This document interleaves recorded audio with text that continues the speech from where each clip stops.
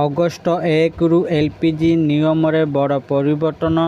Booking ଠାରୁ ଆରମ୍ଭ କରି ନୂଆ ସଂଯୋଗ ପର୍ଯ୍ୟନ୍ତ ବଦଳିଲା ନିୟମ। ଆସନ୍ତୁ ଜାଣିବା ଏଲ୍‌ପିଜିର ନୂଆ ନିୟମ ବିଷୟରେ ଏହି ଭିଡ଼ିଓ ମାଧ୍ୟମରେ, ଯାହାକି ଆସନ୍ତା କାଲିଠାରୁ ଏଲ୍‌ପିଜିର ଏହି ନିୟମ ଲାଗୁ ହେବାକୁ ଯାଉଛି। ଆସନ୍ତୁ ଜାଣିବା ଏହି ନିୟମରେ କ'ଣ ସବୁ ପରିବର୍ତ୍ତନ କରାଯାଇଛି। ଏହି ଭିଡ଼ିଓ ମାଧ୍ୟମରେ ଚାଲନ୍ତୁ ଜାଣିବା। ତେଣୁ ଭିଡ଼ିଓକୁ ଆରମ୍ଭ କରିବା ପୂର୍ବରୁ ଆପଣ ସମସ୍ତଙ୍କୁ ଅନୁରୋଧ, ଯେଉଁମାନେ ଏପର୍ଯ୍ୟନ୍ତ ଆମ ଚ୍ୟାନେଲକୁ ସବସ୍କ୍ରାଇବ୍ କରିନାହାନ୍ତି, ଆପଣମାନେ ଏବେ ହିଁ ଆମ ଚ୍ୟାନେଲକୁ ସବସ୍କ୍ରାଇବ୍ କରନ୍ତୁ। ଆଉ ଏହି ଭିଡ଼ିଓକୁ ବହୁତ ମାତ୍ରାରେ ଲାଇକ୍, ସେୟାର ଓ କମେଣ୍ଟ କରନ୍ତୁ। ତେବେ ଚାଲନ୍ତୁ ଡେରି ନ କରିକି ଆଜିର ଭିଡ଼ିଓକୁ ଆରମ୍ଭ କରିବା।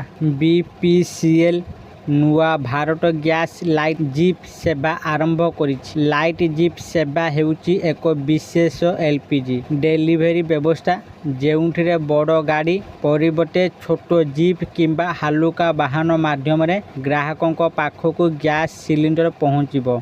ଏହି ସେବା କେବଳ ମୁମ୍ବାଇରେ ଆରମ୍ଭ କରାଯାଇଛି। ତଥାପି 15 ଅଗଷ୍ଟ 2026 ସୁଦ୍ଧା 24ଟି ରାଜ୍ୟର 100ଟି ସହରରେ ଏହାକୁ ଆରମ୍ଭ କରିବାର ଯୋଜନା ରହିଛି। HPCL, Hindustan petroleum corporation limited ଏବଂ ସ୍ୱିଗି ଇନଷ୍ଟାମାର୍ଟ ମିଳିତ ଭାବେ HP ନାଭିଆ 10 କେଜି ଏଲ୍‌ପିଜି ସିଲିଣ୍ଡର ସେବା ଆରମ୍ଭ କରିଛନ୍ତି। ଏହି ସେବା ମାଧ୍ୟମରେ ଗ୍ରାହକମାନେ ସ୍ୱିଗି ଇନଷ୍ଟାମାର୍ଟ ଆପ୍‌ରୁ ଘରେ ବସି ସହଜରେ 10 କେଜିର ଏଲ୍‌ପିଜି ସିଲିଣ୍ଡର ଅର୍ଡର କରିପାରିବେ। ଏହି HP ନାଭିଆ ସିଲିଣ୍ଡର ବିଶେଷ କରି ଛୋଟ ପରିବାର, ବ୍ୟାଚେଲର, ଭଡ଼ା ଘରେ ରହୁଥିବା ଲୋକ ଏବଂ ଛୋଟ ବ୍ୟବସାୟୀଙ୍କ ପାଇଁ ଉପଯୋଗୀ। ଏହା ସାଧାରଣ 14.2 କେଜି ସିଲିଣ୍ଡର ତୁଳନାରେ ହାଲୁକା ହୋଇଥିବାରୁ ବହନ କରିବା ସହଜ। କେନ୍ଦ୍ର ସରକାର ଉଜ୍ଜ୍ୱଳା ଯୋଜନାରେ ମିଳୁଥିବା ସବସିଡି ସିଲିଣ୍ଡର ସଂଖ୍ୟା ବର୍ଷକୁ 9ଟିରୁ କମାଇ 4ଟି କରିଛନ୍ତି। ସରକାର କହିଛନ୍ତି ଯେ ଅଧିକାଂଶ ଉଜ୍ଜ୍ୱଳା ଉପଭୋକ୍ତା ବର୍ଷକୁ ହାରାହାରି 4ରୁ 5ଟି ସିଲିଣ୍ଡର ହିଁ ବ୍ୟବହାର କରୁଛନ୍ତି। ସେଥିପାଇଁ 4ଟି ସବସିଡି ସିଲିଣ୍ଡର ଯଥେଷ୍ଟ ବୋଲି ସରକାର ନିଷ୍ପତ୍ତି ନେଇଛନ୍ତି। ହଠାତ୍ ଏବେ ଉଜ୍ଜ୍ୱଳା ଯୋଜନାର ଲାଭାର୍ଥୀମାନେ ବର୍ଷକୁ କେବଳ 4ଟି ଏଲ୍‌ପିଜି ସିଲିଣ୍ଡର ଉପରେ ସବସିଡି ପାଇବେ। ଏହି ନିଷ୍ପତ୍ତି ଦ୍ୱାରା ସରକାର ସବସିଡି ଖର୍ଚ୍ଚକୁ ନିୟନ୍ତ୍ରଣରେ ରଖିବା ସହ ପ୍ରକୃତ ଲାଭାର୍ଥୀଙ୍କୁ ସହାୟତା ମିଳିବ ବୋଲି ବିଶ୍ୱାସ କରିଛନ୍ତି। PNG ସଂଯୋଗ ନେଲେ 30 ଦିନ ମଧ୍ୟରେ ଏଲ୍‌ପିଜି ସଂଯୋଗ ବନ୍ଦ କରିବାକୁ ପଡ଼ିବ। କେନ୍ଦ୍ର ସରକାର liquefied petroleum gas control of supply and distribution amendment order 2026 ଅନୁଯାୟୀ ନୂଆ ନିୟମ ଲାଗୁ କରିଛନ୍ତି।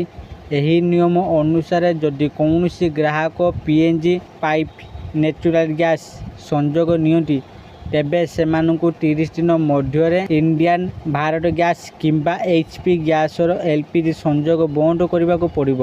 ଯଦି ପରେ ଗ୍ରାହକ ଏମିତି ଅଞ୍ଚଳକୁ ସ୍ଥାନାନ୍ତର ହୁଅନ୍ତି ଯେଉଁଠାରେ PNG ସେବା ଉପଲବ୍ଧ ନାହିଁ, ତେବେ ସେମାନେ ପୂର୍ବରୁ ବନ୍ଦ କରିଥିବା ଏଲ୍‌ପିଜି ସଂଯୋଗକୁ ପୁଣି ଚାଲୁ କରିପାରିବେ। ଏଥିପାଇଁ ଏଲ୍‌ପିଜି ସଂଯୋଗ ବନ୍ଦ କରିବା ସମୟରେ ଟ୍ରାନ୍ସଫର ଭାଉଚର ନିଶ୍ଚୟ ସଂଗ୍ରହ କରି ରଖିବାକୁ ପଡ଼ିବ।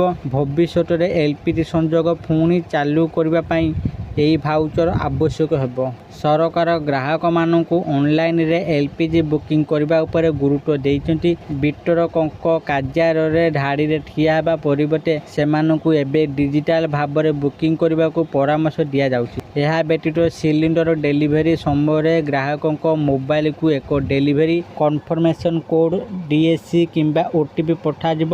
ଡେଲିଭରି କର୍ମୀଙ୍କୁ OTP ଦେବା ପରେ ହିଁ ସିଲିଣ୍ଡର ହସ୍ତାନ୍ତର କରାଯିବ। OTP ନଥିଲେ ଡେଲିଭରି ସମାପ୍ତ ହେବ ନାହିଁ ଏବଂ ସିଲିଣ୍ଡରକୁ ଫେରାଇ ନିଆଯିବ। ଯଦି ଏହି ନିୟମଗୁଡ଼ିକ ପାଳନ କରାଯାଏ, ତେବେ ଏଲ୍‌ପିଜି ସେବା ପାଇବାରେ କୌଣସି ଅସୁବିଧା ହେବ ନାହିଁ ଏବଂ ନୂତନ ବ୍ୟବସ୍ଥାର ଲାଭ ମଧ୍ୟ ସହଜରେ ଉପଲବ୍ଧ ହେବ। ଆଶା କରୁଛି ଆପଣମାନଙ୍କୁ ଆଜିର ଏହି ଭିଡ଼ିଓଟି ନିଶ୍ଚିତ ଭାବରେ ଭଲ ଲାଗିଥିବ। ଆଉ ଆପଣମାନେ ଭିଡ଼ିଓ ଦେଖି ସବୁକିଛି ବୁଝିଯାଇଥିବେ। ଆସନ୍ତା କାଲିଠାରୁ ଏଲ୍‌ପିଜି ନିୟମରେ କେଉଁ ସବୁ ପରିବର୍ତ୍ତନ ହେବାକୁ ଯାଉଅଛି। ଯଦି ଆପଣମାନଙ୍କୁ ଆଜିର ଏହି ଭିଡ଼ିଓଟି ଭଲ ଲାଗିଥାଏ, ଦୟାକରି ଏହି ଭିଡ଼ିଓକୁ ବହୁତ ମାତ୍ରାରେ ଲାଇକ୍, ସେୟାର ଓ କମେଣ୍ଟ କରନ୍ତୁ। ଆଉ ଯେଉଁମାନେ ଏପର୍ଯ୍ୟନ୍ତ ଆମ ଚ୍ୟାନେଲକୁ ସବସ୍କ୍ରାଇବ୍ କରିନାହାନ୍ତି, ଆପଣମାନଙ୍କୁ ଅନୁରୋଧ, ଆପଣମାନେ ଏବେ ହିଁ ଆମ ଚ୍ୟାନେଲକୁ ସବସ୍କ୍ରାଇବ୍ କରନ୍ତୁ। ଆଜି ପାଇଁ ଏତିକି। ପୁଣି ଦେଖା ହେବ ଆଉ ଏକ ନୂଆ ଭିଡ଼ିଓରେ। ସେତେ ପର୍ଯ୍ୟନ୍ତ ମୁଁ ଦୀପୁ ଆପଣମାନଙ୍କଠାରୁ ବିଦାୟ ନେଉଛି। ରହୁଛି। ଧନ୍ୟବାଦ।